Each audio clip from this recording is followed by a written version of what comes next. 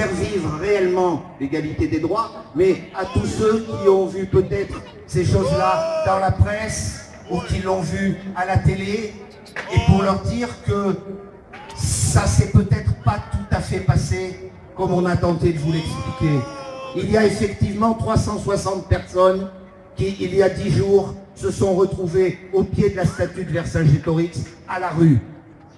Il y a en premier des militants du réseau Éducation sans frontières et d'autres organisations syndicales et associatives qui se sont joints à eux pour manifester et les ont emmenés dans une église pour qu'ils puissent passer la nuit, non pas dehors, mais à l'église parce qu'il n'y avait que ça. Alors, des gens d'extrême droite ont essayé de faire brûler l'usine. L'église, pas l'usine. L'église. Ont essayé de faire brûler cette église. Ça peut paraître incroyable, mais ça existe, ça aussi. Et donc, les gens se sont retrouvés de nouveau à la rue.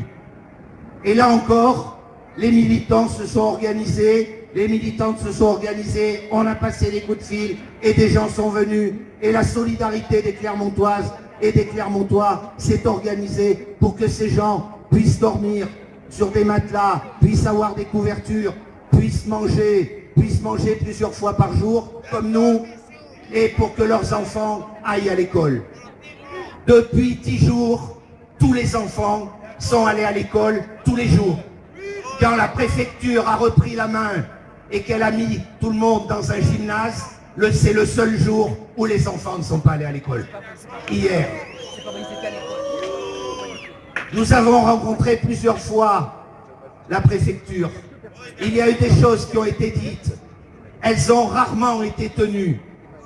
Elles ont rarement été tenues et nous avons à chaque fois fait constater au directeur de cabinet que les engagements qu'il prenait en face de nous étaient loin d'être suivis d'actes sur le terrain par les forces de l'ordre et par ce qui se passait dans le gymnase Verlaillé.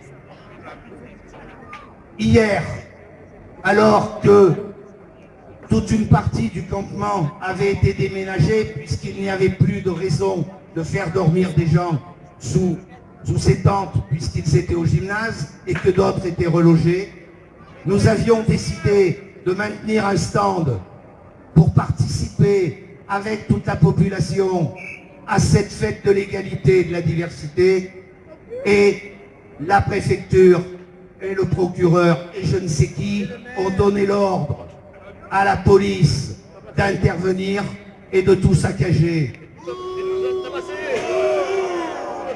La police, contre toutes les promesses qui avaient été faites à la préfecture les jours précédents, la police est intervenue brutalement. Elle a arrêté une des militantes qui se trouvait sur le terrain, qui a été relâchée seulement ce matin, et elle a mis quelques coups à pas mal d'autres. Voilà la réponse qui était faite à ceux qui se battaient pour l'égalité des droits, à ceux qui défendaient l'égalité du genre humain, aurait dit Albert Jacquard. Alors, aujourd'hui, bien sûr, les gens sont relogés. Et s'ils sont relogés, c'est grâce à la mobilisation de tous ici. Et ils sont relogés dans des conditions qui ne sont pas toujours satisfaisantes. Certaines sont même indignes.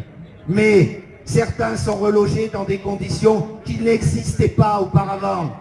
Et ils sont dans des locaux, rue Anatole France, où on a besoin de tout, parce qu'on les a relogés, mais il y a un plancher, un plafond et des murs.